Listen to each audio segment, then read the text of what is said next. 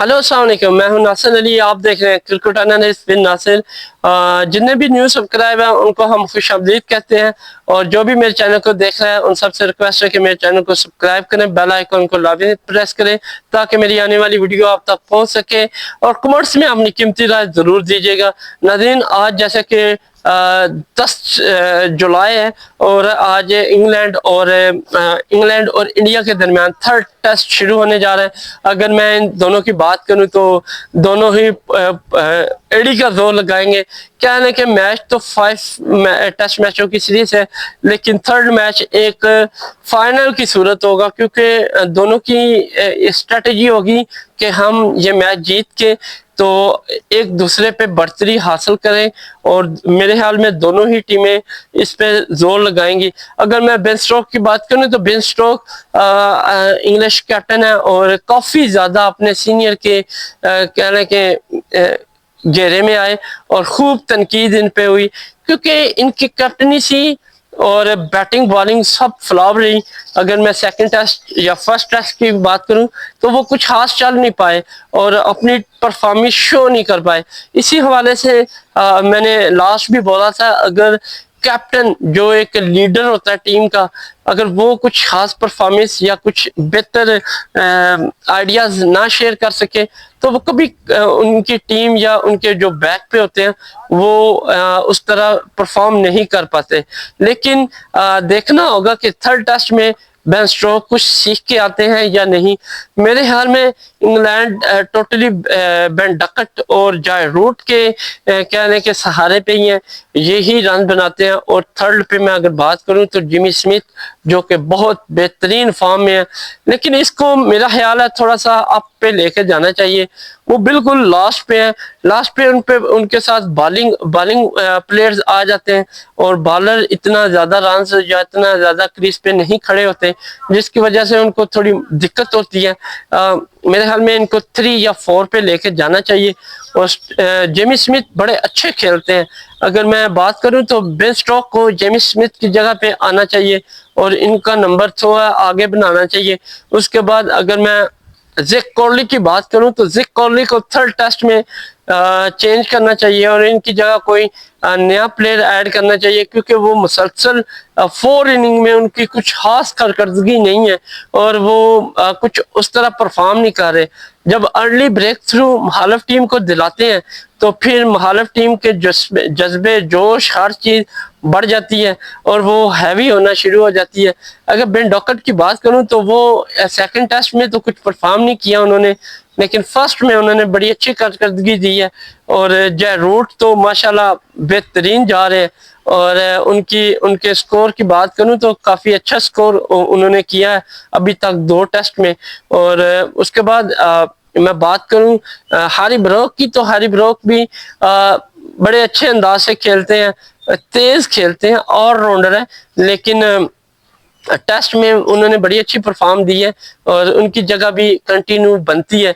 Ben Stoke को या तो खुद पीछे जाना चाहिए या फिर कोई अच्छा स्ट्रेटजी के साथ स्कोर बोर्ड को सेट करना चाहिए। और वो ऐसे घबराए घबराए नजर आ रहे हैं, और जैसे कंफ्यूज बंदा नहीं होता या थका हारा होता है वैसे वो क्रीज पे मौजूद होते हैं। और बैटिंग या बॉलिंग का कह लें तो बॉलिंग का रिदम भी बिल्कुल उनका डाउन है। तो उसके बाद अगर मैं बात करूं उनकी, तो इस दफा उनको काफी मेहनत की जरूरत है। अगर वो करेंगे तो इंडिया पे भारी हो सकते हैं, अगर नहीं करेंगे तो फ्लॉप ही जाएंगे। तो फ्लॉप का मुकद्दर यही होता है कि हारना अपने ग्राउंड में ही एक बेइज्जती तस्वर होती है। जिमी स्मिथ बेहतरीन है और काफी अच्छी परफॉर्म है उनकी, उनको थोड़ा आगे जाना चाहिए, बाकी ओके है। उसके बाद मैं बॉलिंग की इंग्लैंड की बॉलिंग की बात करूं तो इंग्लिश वॉक्स जो बॉलिंग है वो थोड़े से बैड लक पे जा रही है, क्योंकि उनको कुछ खास विकेट नहीं मिल रही। और वो लाइन एंड लेंथ तो बड़ी अच्छी रखते हैं लेकिन विकेट उनको नहीं मिल रही। उसके बाद इनके पास ब्रैडन क्रेस है, वो भी परफॉर्म नहीं सही कर रहे, उनको भी कुछ खास विकेट्स नहीं मिलती। ब्रैडन क्रेस और मैं बात करूं टैंगो की, ये दोनों विकेट तो ले लेते हैं लेकिन स्कोर बहुत ज्यादा खाते हैं और اگر زیادہ سکور کھا کے وکٹ لینی ہے تو اس وکٹ کا کوئی فائدہ نہیں ہے.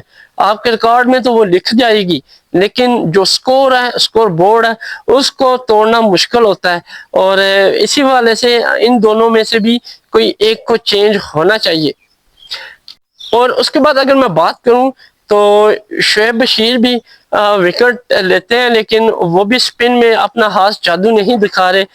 یہ میں اس لیے ان کی پرفارمنس پہ بات کروں کہ جس ٹیم کا ہوم گراؤنڈ ہونا وہ اپنی پچ کا بخوبی واقف ہوتا ہے اور وہ بڑے اچھے ردم کے ساتھ بالنگ کرتا ہے. تو میرے خیال میں یہاں پہ ان کے پاس بالنگ اٹیک جو ہے وہ تھوڑا ویک ہے. اگر میں شعیب کی بات کروں تو شعیب بشیر جو کہ اسپن بالر ہیں, انہیں بھی محنت کی ضرورت ہے. روٹ ہے وہ بھی بیٹنگ اور بالنگ دونوں ہی کر دیتے ہیں. اس کے بعد ہیری بروک وہ بھی یہی بیٹنگ اور بالنگ کرتے ہیں. تو اس طرح کچھ نا چینجنگ لانی چاہیے ان کو. دیکھتے ہیں کہ انگلش ٹیم تھرڈ ٹیسٹ میں کیا کوئی پرفارم کرتی ہے یا کوئی چینجنگ ان کی سامنے آتی ہے یا وہی ٹیم دوبارہ آزمائیں گے. تو دوسری جانب اگر میں بات کروں انڈیا کی تو انڈیا کی بڑی اچھی پرفارم ہے. بیٹنگ تو ان کی فارم میں ہوتی ہے لیکن ان کی بالنگ جو ہے وہ بھی کافی سوئنگ ہونا شروع ہوئی ہے اور کہہ لیں کہ بڑی ہی اچھی انداز سے وہ آگے بڑھ رہے ہیں. چاہے محمد سراج کی میں اگر بات کروں تو بڑی اچھی سوئنگ, لائن اینڈ لینتھ پہ بال اور وکٹ پہ وکٹ لیتے ہیں اور باؤنس بال بھی ان کی بڑی ہوتی ہے اور وہ اسی لیے کامیاب بھی ہوئے 6 اور 4 وکٹ لینے میں. جیسے کہ انہوں نے بڑی اچھی کامیابی دلائی انڈیا کو. اگر میں سیکنڈ ٹیسٹ کی بات کروں آکاش دیپ کی تو جسپریت بمراہ کی جگہ ان کو شامل کیا گیا اور جسپریت بمراہ کہنے کے ریسٹ پہ تھے. مجھے ایسا لگ رہا تھا کہ سیکنڈ میں وہ کچھ خاص پرفارم نہیں کریں گے کیونکہ نئے ہیں یا وہ جیسے وہ انگلینڈ کے خلاف ان کے ہوم گراؤنڈ میں بالنگ کریں گے تو وہ کچھ خاص پرفارم نہیں کریں. لیکن جس انداز سے ان کی لائن اینڈ لینتھ تھی, میں کہتا ہوں کروڑ کیا کمنٹیٹر کیا بلکہ ان کے کوچز بھی جسپریت بمراہ کو بھول گئے ہوں گے اور اتنی اچھی انہوں نے بالنگ کی اور سیکنڈ ٹیسٹ میں وہ 10 وکٹیں لے اڑے جو کہ ایک مہارت کا کام ہے.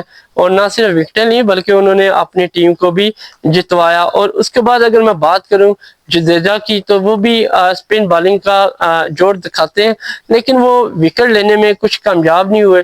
اسی طرح کرن ہے جو کہ ان کے پاس وہ بھی اتنی خاص وکٹ لینے میں کامیاب نہیں ہوئے. کرن جو ہے باقی فاسٹ بالر کے ساتھ ٹچ پوائنٹ دیتے ہیں تھوڑا بہت اور اسی حوالے سے انڈیا تھوڑی کامیاب ہے. اگر میں انڈیا کے بیٹنگ کی بات کروں تو بیٹنگ تو بہت زیادہ سٹرونگ ہے. جسوال اس کو آؤٹ کریں گے تو کے آر راہل کو وہ تو آؤٹ ہوتا ہی نہیں ہے نا, اس کو چھوڑ دیں اگر تو اس کے بعد ان کے آ جاتے ہیں نیئر ہے کرن نیئر وہ ہیں. اس کے بعد ان کو آؤٹ کریں تو شمن گل وہ بھی آؤٹ نہیں ہوتے اور خوب دھوتے ہیں جیسا کہ انہوں نے فرسٹ ٹیسٹ اور سیکنڈ ٹیسٹ میں دھو کے ایک بہترین کیپٹن کی طور پہ کیپٹنسی کے طور پہ سامنے آئے اور نہ صرف اپنے رنز بلکہ اپنے آپ کو منوایا بھی. جیسا کہ اگر میں سیکنڈ ٹیسٹ ان کی بات کروں تو انہوں نے دونوں اننگ میں 400 پلس سکور کیا اور یہ ٹاپ 10 میں جگہ بنا لی انہوں نے بھی. اور اس کے بعد ان کو آؤٹ اگر کرتے ہیں بدقسمتی سے ہو جاتے ہیں وہ آؤٹ بیڈ لک سے تو ان کے پاس رشب پینٹ ہے اور رشب پینٹ کو آؤٹ کرنا بڑا مشکل ہے. اور پھر اس کے بعد ان کے پاس جڈیجا ہے اور اسی طرح کہنے کہ ان کی بیٹنگ 8-9 نمبر تک جاتی ہے اور بالر بھی ان کے کھیل لیتے ہیں. تو کافی سٹرونگ سیٹ اپ ہے انڈیا کے پاس اور انڈیا نے اب دیکھنا ہوگا کہ انڈیا تھرڈ ٹیسٹ میں کیا پرفارم دیتی ہے. اسی طرح اپنی فٹنس پرفارمنس کو کنٹینیو رکھتی ہے یا انگلینڈ کے ہاتھوں ٹف ٹائم لے کے شکست کا سامنا کرتی ہے. تو دونوں ٹیموں کا اگر میں موازنہ کروں تو مجھے سب سے زیادہ اچھی ٹیم اور سٹرونگ ٹیم وہ انڈیا ہی لگی ہے کیونکہ اس کے جو کھلاڑی ہیں وہ کافی پرجوش ہیں اور اس ٹائم بڑی اچھی رزم میں ہے اور چاہے بیٹنگ میں ہو یا بالنگ میں ہو سبھی پرفارم کر رہے ہیں. لیکن انگلش ٹیم کی کوئی بیڈ لک جاری ہے لیکن دیکھنا ہوگا کہ فارم ان کی تھرڈ ٹیسٹ میں بحال ہوتی ہے یا نہیں. تو یہ تھا تجزیہ ان دونوں کے درمیان اور مکمل اپڈیٹ آپ کے ساتھ شیئر کریں گے جب میچ سٹارٹ ہوگا فرسٹ اننگ سے لے کے لاسٹ اننگ تک. اور ہر ایک کھلاڑی کا الگ الگ سے تجزیہ آپ کے سامنے لائیں گے. اور آپ سب سے ریکویسٹ ہے آپ میرے چینل کو سبسکرائب کیجیے گا اور کمنٹس میں اپنی رائے دیجیے گا کہ میں نے جو کہ ان دونوں ٹیموں کا تجزیہ کیا اور ایک موازنہ رکھا آپ کے سامنے، کیا وہ صحیح ہے یا آپ کس ٹیم کو سپورٹ کرتے ہیں، یہ کمنٹ سیکشن میں مجھے لازمی بتائیے گا. تب تک کے لیے اجازت دیں، اللہ حافظ، ملتے ہیں نیکسٹ ویڈیو میں.